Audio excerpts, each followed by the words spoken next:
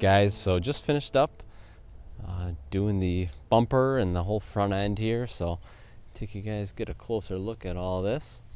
So we just bed lined. This is all my old bumpers and everything, lights and everything off of my TJ. It was in a little nicer shape, so I figured I would start with that.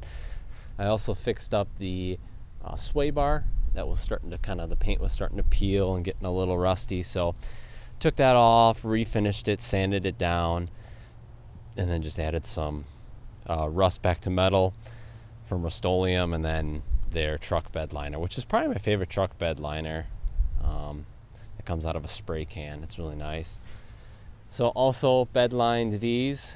These you can't really tell on camera, but they have just a slight texture to them, which I think looks really nice.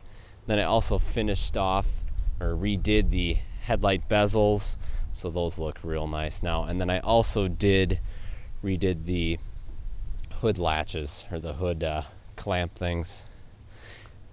And yeah, so did both of those. So that's it for part 2. Part 3 will probably be fenders, mirrors, maybe the windshield wipers are starting to get faded, so I'll probably bed line those. So anyway guys, I hope you enjoyed the video. If you did, please give the video a thumbs up.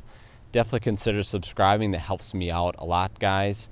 And definitely stay tuned for more episodes of Project 4Banger.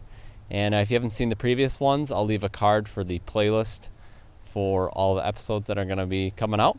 So anyway guys, I hope you guys enjoyed the video, and I'll see you guys in the next one.